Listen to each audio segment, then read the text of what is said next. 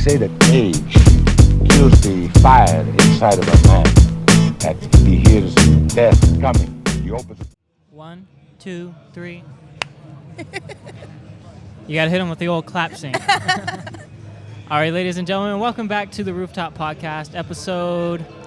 I'm not really sure. I'm pretty sure we're getting close to the 20s, something like, what, 18? 18. That's what she says. It's number 18. Nice. This is the first one of 2020. Woo!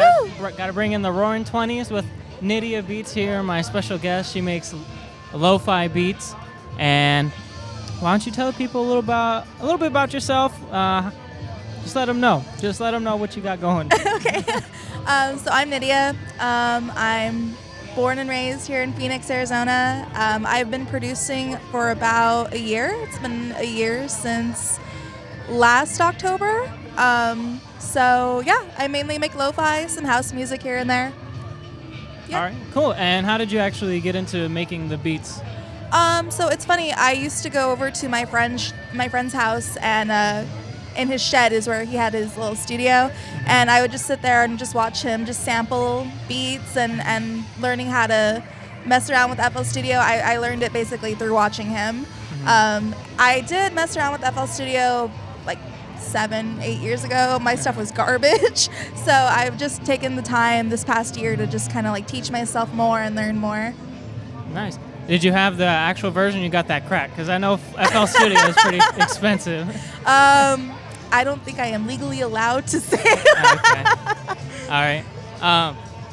Now, one thing I want to say. We're at First Friday, so you're going to hear a lot of random echoey noise in the background, and that's just trying to get the Rooftop Podcast out there. Hopefully some artists walk by or someone who just wants to be on the podcast. You know, just grow the community around here, get all the artists together, do something special. But now as far as lo-fi beats go, it's basically, I'm not too educated on it, but I did watch I think it was like a Vox video or something about lo-fi beats, and it isn't a certain BPM that you have to get it to or in a range or something? It varies. It's usually slowed down tempos, so I usually do my beats around anywhere from 70 to 90 BPM. That's like a good measurement for me, yeah. Yeah, but it doesn't really. It doesn't really matter. Specific. No. You can do it at 140 beats per minute. It's going to sound a little bit faster than what people would usually be used to, but it's really just up to your ear. Yeah. Okay. So at what point would it become? Because isn't there a point it becomes like house music or EDM? There is. There's a subgenre of house music called lo-fi house, where it's more. Well, from what I've seen on Splice, at least, it's more 90s kind of retro house music with some uppity house drums. So there's that. But I think lo-fi is more, the way that I like to describe it is more like piano, like especially Rhodes piano with some jazz and some 90s boom bap beats. And are there like essential chords and notes you gotta, not that you have to, but that you would use? Diminished chords for the most part. Yeah, a lot of diminished chords, a lot of minor chords. But then there's some songs that have some more of an upbeat tune to it, so they're more in major chords. It really just depends on what you're trying to go for. On what the kind of feel you're going for? Yeah. And you do more like minor, diminished stuff like that? Yeah, for the most part. I've made some uppity type beats, so it really just depends on the samples that I find and what I'm trying to like get the mood for. And like, what are some of your biggest inspirations as far as lo-fi and EDM? So with lo-fi, as far as like producers go, like other producers, I would say probably my biggest inspiration would have to be, well, off the top of my head, I would say Evie.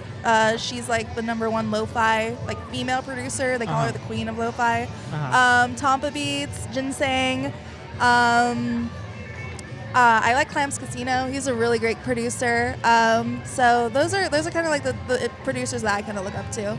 And do you like use techniques that they use in their music and try to, obviously you're not copying, but mimicry is like the most, you have influences in your music no matter who you are. Yeah. So Yeah, I would say I definitely lean more towards, I guess, like Evie's style, if you've ever listened to her.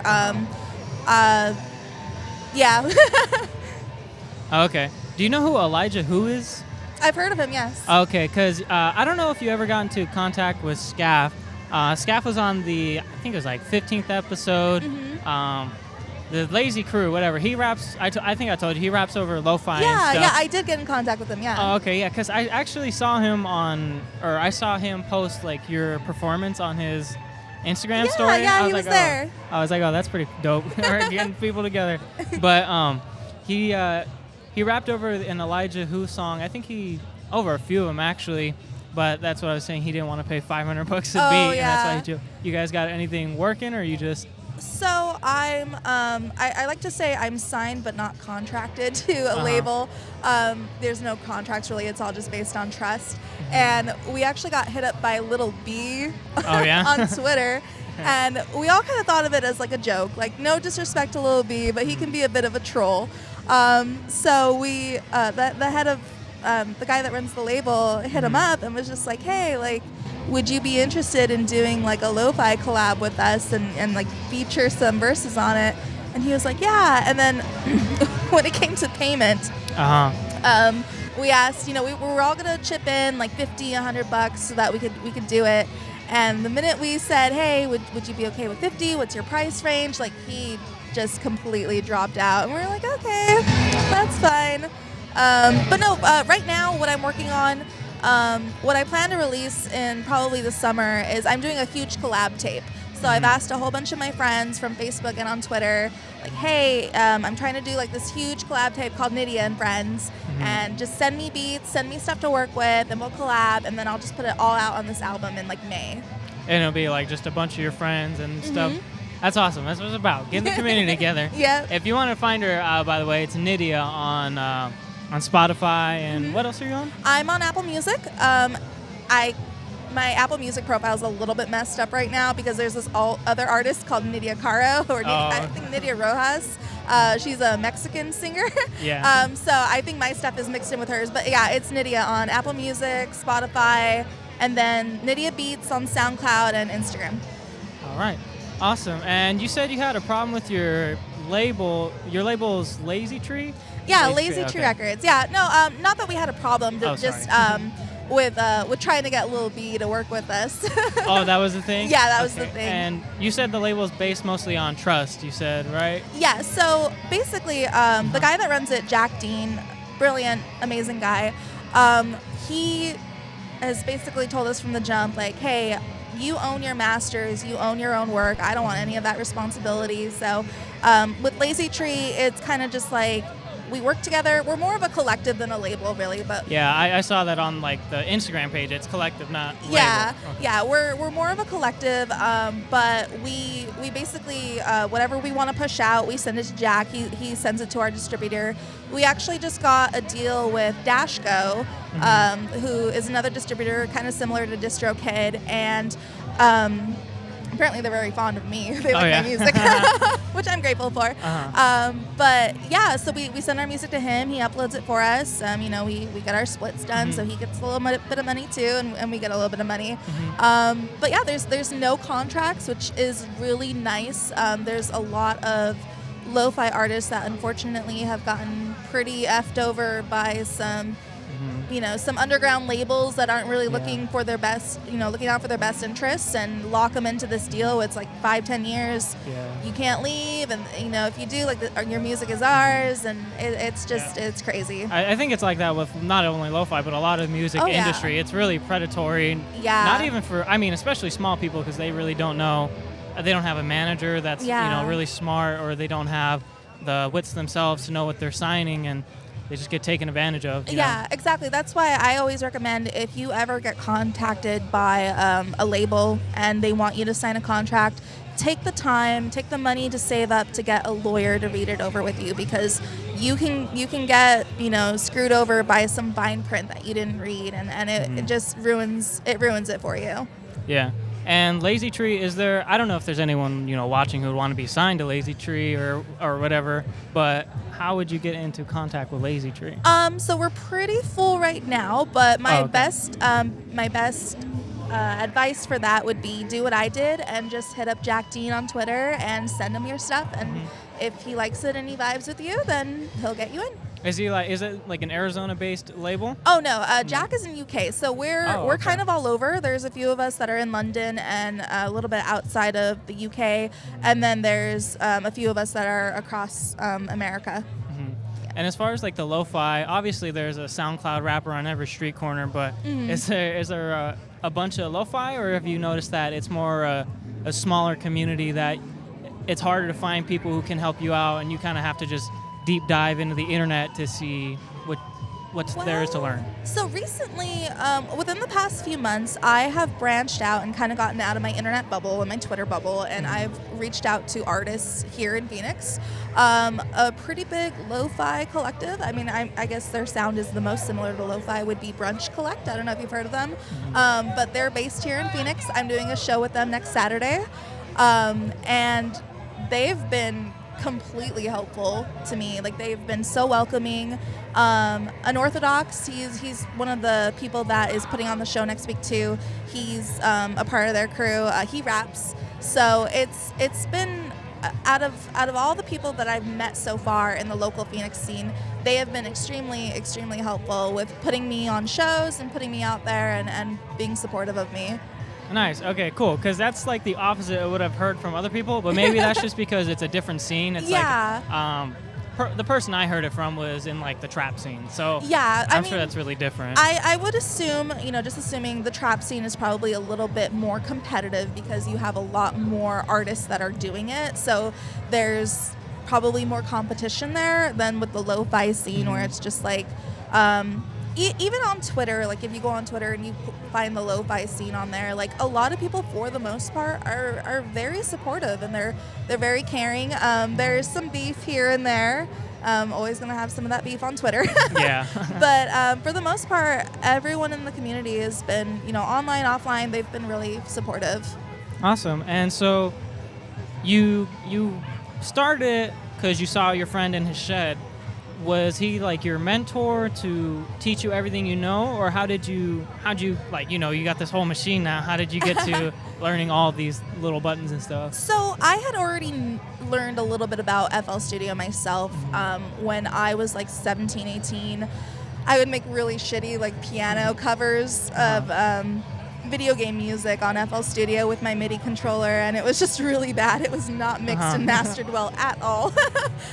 So I already knew the basics of how to use it. It was just kind of more learning, if I were to sample a song, how do I cut it up, how do I chop it up, and then putting drums over it. I think what really helped me, honestly, and there's a whole debate within this concept itself, but what helped me for the most part was getting a Splice subscription, because I'm absolutely horrible with making my own drum patterns. Absolutely horrible. But with Splice, it's kind of just like you pick out the melodies that you want, you drag and drop them into the sampler on FL Studio, then you chop them up and you work with them and you make something that's your own. How much does Splice cost you to usually use? Is it like per like beat or whatever, or? Yeah, it's credit based. So depending on what plan you go with, you get a certain amount of credits that should last you a month. It never lasts me a month. But every sound costs a credit. So I go through them pretty quick. I spend about maybe $24 a month on it. Do they get like any sort of rights to your music if it ends up in your music? So the thing with Splice, I haven't had any issues so far, but Splice is all basically royalty-free samples. So as long as you're paying them each month for their credits and you can use it for whatever you want. We did run into the issue when Lazy Tree dropped my first album with them. One of my melodies that I used, apparently someone had copyrighted it in one of their songs, so we did run into a little bit of an issue, but I was never contacted, like nothing ever came about it, so I don't think it's an issue. As long as you're paying someone for a sound, I think you're fine if you're not making your own and going that route. And so as far as shows go, do you mainly schedule them yourself and go out yourself to get them, or does Lazy Tree help you out with that as well? So Lazy Tree hasn't really helped me out as far as the local scene goes with getting shows. They're more with getting my music out on platforms. Okay. As far as getting my music out here and performing locally, I've kind of just took the leap to do it myself. My first show I played at the Bikini Lounge on the 26th of November, and I hit up the guy that DJs there for the most part, D-Gents. And I just asked him, like, hey, I'm looking to perform. Would you be able to do a set with me? And he scheduled me in like 2 weeks later. So it's just been me kind of just, sucking up and just asking, like, hey, can I play with you? Yeah. Yeah. Do they like ask you to play them something live, or just send you some of your stuff, or do they just say, yeah, whatever, come? So for the most part, it's all me playing live. I haven't played with my SP live, so this will be the first time I'm doing that tonight. But what I do is I basically have all my music on my laptop, and then I have virtual DJ. And I just bought a mix track, which is like more of a virtual kind of like controller. It's not one of the ones like the turntable styles. Like it has a little turntable, but it's like electronic, so you don't actually put like records on it. But it plugs right into my laptop, and then from there I spin my music. Nice. Okay.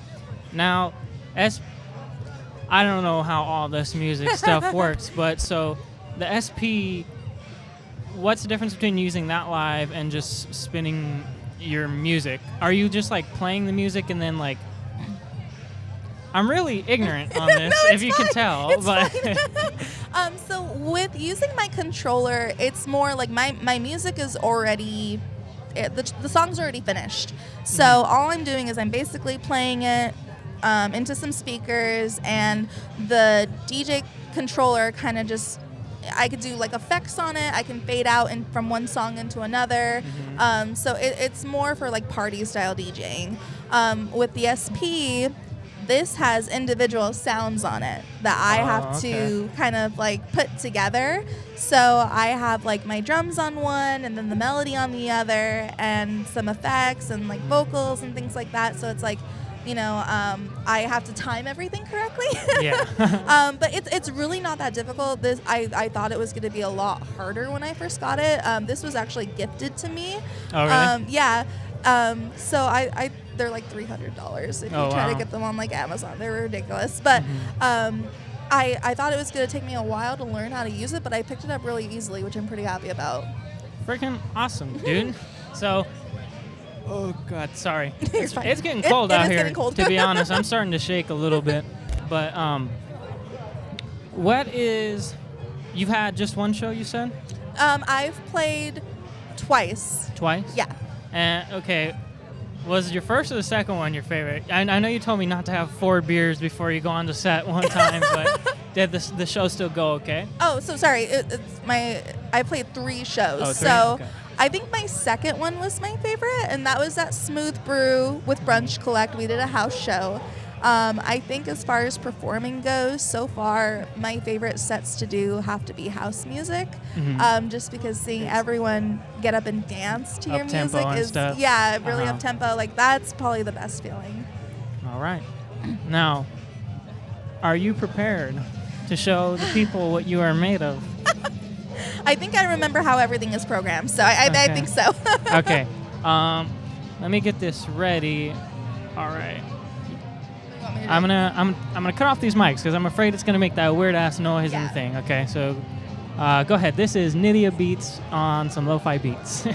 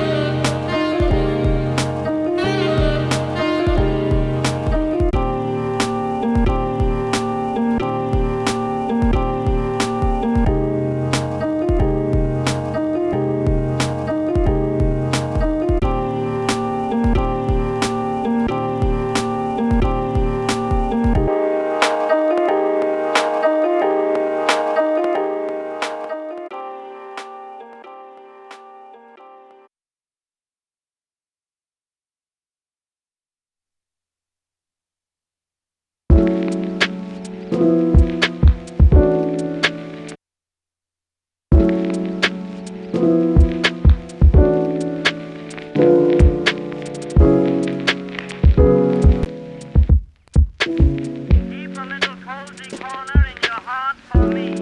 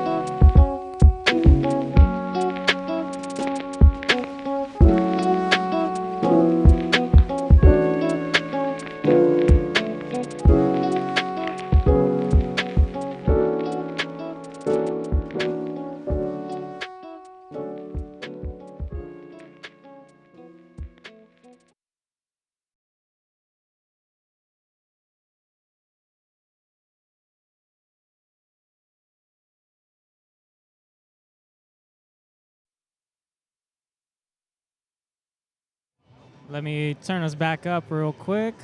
I had to mess with all the audio doing that. I was blowing people's ears out. Well, not out here, but when the recording for sure. Let me fix all this.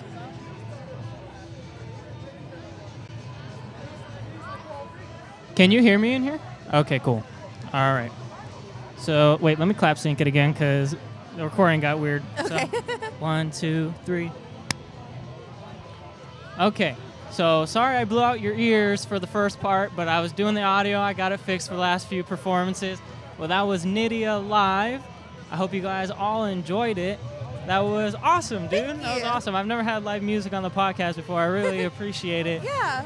Yeah, I mean, if you have another one, I mean, these people are all around I seem to only love it. plugged in 3 songs. Okay, I'm cool. sorry. That's awesome. We'll have to do it again, though. That'd be awesome. Maybe, I don't know, this is, dropping it on you all randomly. I don't know, if you, maybe we could all get together, have Scaff, and you do a song, maybe do it live out here again. Yeah. I can get all this stuff set up better next time, because there's still some things to figure out for sure, but it's working. But, yeah, guys, if you enjoy, do you have anything else? Because I don't want to. No. We're gone about 30 minutes here. I don't know. No, that's Okay. All right, this is Nydia Beats. You can check her out on Spotify and Apple Music. I think she just goes by Nydia, right? Yep. All right, and you can check us out, Rooftop Podcast. I have all these flyers made. I got them at Office Max, Clutch. You can follow us on Twitter at Podcast Rooftop, Rooftop Podcast on Facebook, Rooftop Podcast on YouTube. And if anyone wants to be on, I'm all about getting Arizona and local artists on, trying to spread the love to everyone. That's why we got Nydia and Scaff and everyone on. So if you want to be on, see me at First Friday, join me in a conversation with some flat earthers or socialists, just let me know. All right, thank you guys. Thank you. 1, 2, 3. Yeah, All right, we got everything situated here. I think we do. Okay. We do. Hello, ladies and gentlemen. Welcome back to the Rooftop Podcast. Got another Hey. First Friday episode for you right after Nydia came on. Rooftop. I've got, introduce yourself real quick, sir. My name is Post Copernicus. I think that the Earth is not a spinning ball because it ain't. Yep, and I think I mentioned it in the last podcast that I'm right Ooh. next to the Flat Earth booth, so I said, So you it's know what, bled screw over, it. huh? Let's get it on. Or we're getting it on. Or let's get Is this a them fight? on. No. Or is it like, what are you trying to imply? Because I can only mean 2 things. Yeah, Let's get it. I tripped on my words there. Okay. All right, so Let's keep it above the belt. Okay? me personally, Yeah. just like her, I believe the Earth is a sphere myself. Okay. Just based on all the science I've been taught, obviously, just like you everyone else has learned in school and stuff. Yeah. But you guys have a whole board right here explaining why all that is incorrect. Yeah, So, just give me, The synopsis. tell me why the Earth is flat. The reason why the Earth is flat is so boring and straightforward and obvious. Like, I can give you 3 points. And the reason people think the Earth is flat is because there's no curvature. And when something doesn't have curvature, it means it's flat. Like the way this table doesn't have curvature, or the way a body of water like a lake or a swimming pool or a bathtub or an ocean and the horizon always flat and level. Because it's flat, people think it's flat. That's the big reason. Hey, bro, this is my show. What are you doing? Stop. This is my show. I'm trying to. This is my dude's show. He's messing with you, man. We're talking about the flat Earth. It's very important business. Yeah. So people think the Earth is flat because there's no curvature, and the Earth is composed of 70%. The 70% of the surface of the Earth is water. Here, take this. It's also written in the Bible. You can take, a podcast flyer too. Those work too. Here. Okay.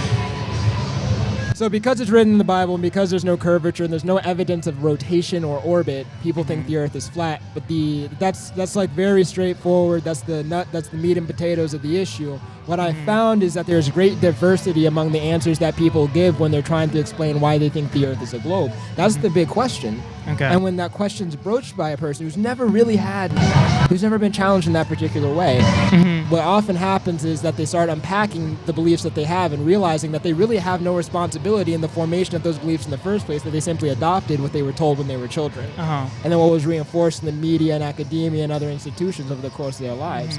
So I guess that's really generally what it comes down to. But the primary question I guess I would pose to you, given that we're in this particular format, is that why is it that you think the Earth is a globe? Mostly because, sorry, let me turn this up for them real quick. Yeah, actually, let's make it even simpler. Besides the globe, let's say it's a sphere. Why do you think it's spinning? Why do I think it's spinning? Yeah. Down? Okay, sorry. It's okay. It's first Friday. We're all first starting. one. It's a process. But why do I think it's spinning? Well, because night and day happens. You know what I'm saying? Yeah. Obviously the sun revolves, but The sun it revolves. would take the timing. You know what? To be honest, dude. to be honest. Thank you. Please be honest. To be honest, That's what this is about. I really don't have any evidence myself. Yes. You know what I'm saying? Yes. I'm sure I could. That makes me so happy. I'm sure you're I getting could. that. Well, that's just because I haven't done any experiments myself, right? You know what's Science crazy? is about repeatable. It's been about 100 years. People have been trying to prove the Earth is spinning. No one's been able to do it. Hey, you never know. Someone could do it, but so. You would think if they did, they'd get a Nobel Prize, and I'd be able to go home. I'd be able to stop and cease from this madness telling people the Earth is flat and that the Bible's real. If someone could just prove the Earth was... You know how fast they say on the Earth is spinning?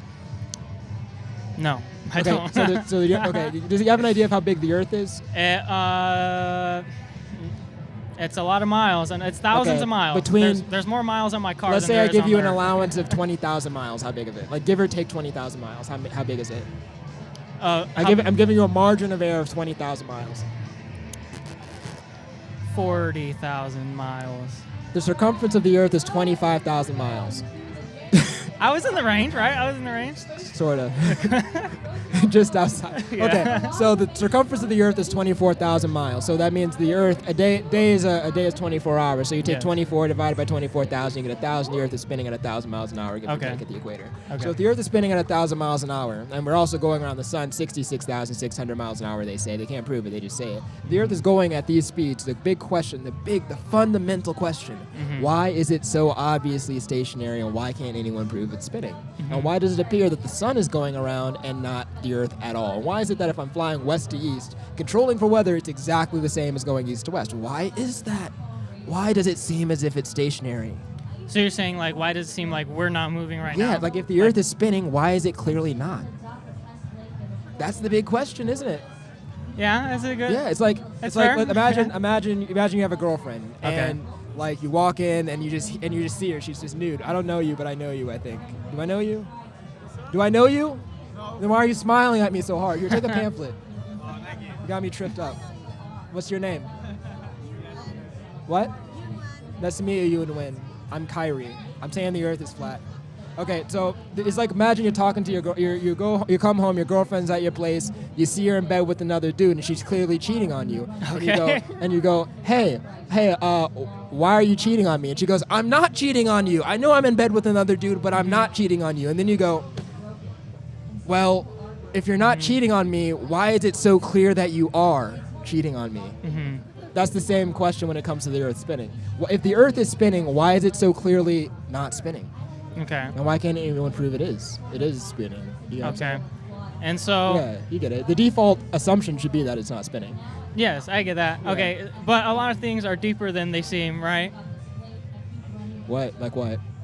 Like, obviously. Okay, so say this. I'm gonna try to put together an example here, right? Because I'm off the cuff, right? Just go back with the girlfriend thing. Go back to Okay. the girlfriend scenario. Well, She's like, I'm not actually cheating on you, and I know I'm covered Yeah. in his smells right now, and clearly he's here in bed with me, and we're both naked. Well, but it's deeper than it seems. Well, the difficult. Okay, so I'm sure he do you knows. believe gravity's real? What's gravity? Okay, so Like, then you're- maybe you're- my example won't work. If No, it's not that I don't understand what gravity. I just want to understand what you mean by that, because I don't want to put. Okay, so words my in your example mouth. was okay. Say that say you say that God dang. gravity. Dude. I'm just asking. Gravity. What Okay, gravity because is. so you're saying it's really obvious, like it's really. You could say it's really obvious that we have gravity. We're sticking to the What? ground, right? Okay, well, what is it? It's a force that keeps things okay. stuck to the ground, Like right? people and dogs. and People, shit, yeah. dogs, cars, whatever. Not right? helium balloons, So though, say, right? no, No, why not helium balloons?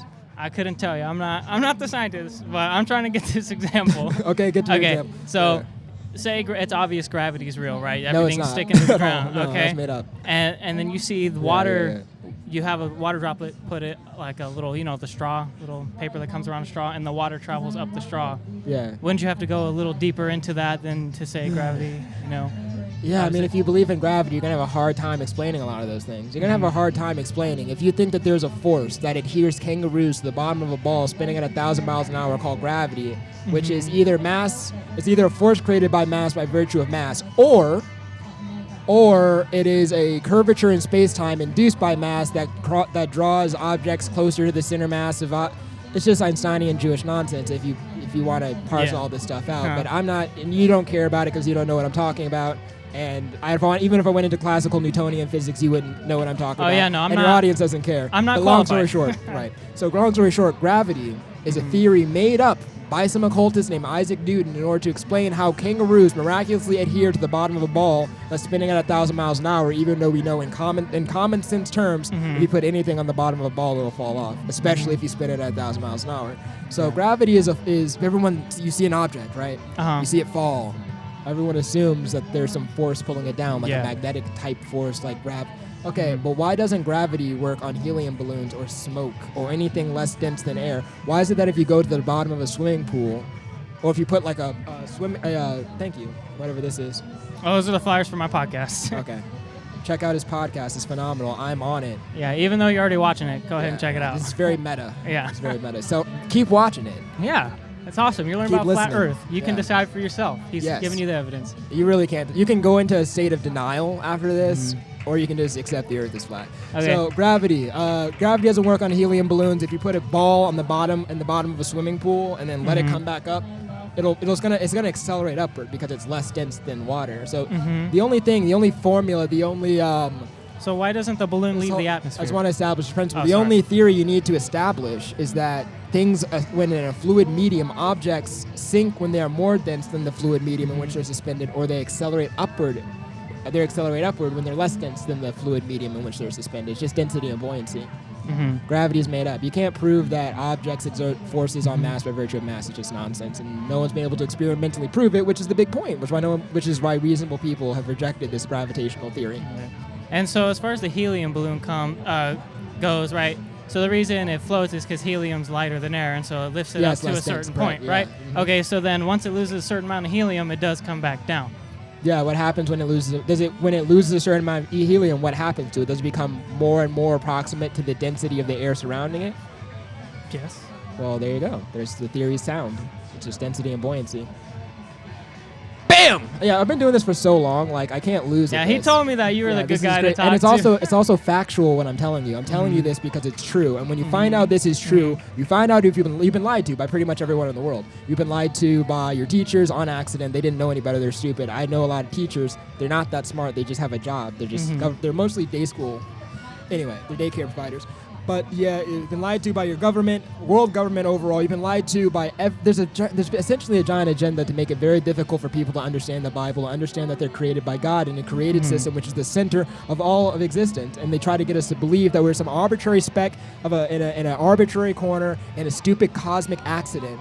And we came from monkeys and all this nonsense, so that when the government treats you like a stupid monkey that came from nonsense that exists for no particular reason, you have no place to complain. Okay. But the truth is contrary to this, and when you accept a lie, when you accept one obvious lie, when you're trained to, what do? You'll accept the next lie. You'll accept the next lie after that. Next thing you know, you have parents cutting off their children's genitals because they think that they're little girls instead of little boys. So figure out that the earth is flat and that God is real and that Christ is the only path to salvation and the only way to atone for your sins. Or next thing you know, well, you're definitely going to go to hell if you don't figure that out, but there's a good chance, given current trends, you're going to cut your child's genitals off and transgender him like an idiot. And good luck coming back from that one. Is it okay? Just a quick, kind of off-topic question. Is it common to have obviously you have your strong religious beliefs, right? I just believe the Bible's true. It's not a religion. But continue. Oh, okay. Well, not that to right. mince words. Is it common for a lot of flat earthers to believe in most the flat Bible? earthers are Christians. Oh, okay. Except for him. He's the only one that's not a Christian. Flat earther. Hey, Nick, are you a flat earther? Are you a Christian? Yeah, he's funny. Justin, are you a Christian? Flat earther? Christian, eh? Christian? Believe in Jesus? Flat earther, eh? Yeah, okay. Okay. I just didn't know. I didn't have really... The government and the media, which are all the same thing, it's a big Jewish cabal. What they do is they're collaborating together. What they do, I know you can't really say that on your podcast. You're gonna get in trouble. I mean, I can say whatever the hell I want. Oh, okay. Try talking about the hollow... demonetized. So you can't say anything that you want because the government, media, and all these operations are all run by more or less the same people who really don't want you to speak freely. So the government news media enterprise does everything they can in order to make sure it's difficult for people to recognize that this is a Christian movement fundamentally. Okay. It's a Christian fundamentalist movement at the end of the day. Do you see it contradictory a little bit that you don't want to accept traditional scientific things told to you, but you'll accept traditional Christian values that are told to you? Do you realize how new heliocentrism is? New? Yeah. Okay. It's like 400 or 500 years old. Uh-huh. You know how old the Bible is? Pretty old. Way older than that. Mm-hmm. Like 6,000 years damn near. Mm-hmm. Okay, so what's traditional? Every culture in the world subscribed, prior to the Greeks, subscribed to a flat geocentric model with a dome over the top. Look up ancient cosmology. Navajos, Norse, Inca, Chinamen, Japanese men, short men, tall men, Greeks, Egyptians, Nubians, Cushites, whatever. All of them. Navajos walk by all the time and say, oh, yeah, we know it's flat because it's flat. They know. It's part of their culture. So the ancient culture, the ancient standard traditional worldview is a flat, domed, geocentric model, not this gay, sodomite globe spinning around the sun nonsense, which is a product of some Freemasonic loser named Copernicus. He's Polish, and you can't really trust the intelligence of the Poles if you catch my... I'm joking about that. Oh, okay. But, okay. You know Poles just aren't that smart. Have you talked to a Polak before? I've not. Don't. It's not worth it. Okay. But yes, Copernicus. His name was Copernicus. So Copernicus and what's his name? Galileo, they started pushing this globe thing pretty recently. It's not the traditional worldview. Long story short. Okay. Yeah. So you were basically saying that it's not a long traditional value. Scientific is the new kid on the block, really. And that's the thing. It's not even scientific either, the heliocentric model. There's zero science to back up the heliocentric model. Okay. Like, science involves experiments, right? So do you Wait, so is that... Does science involve experiments?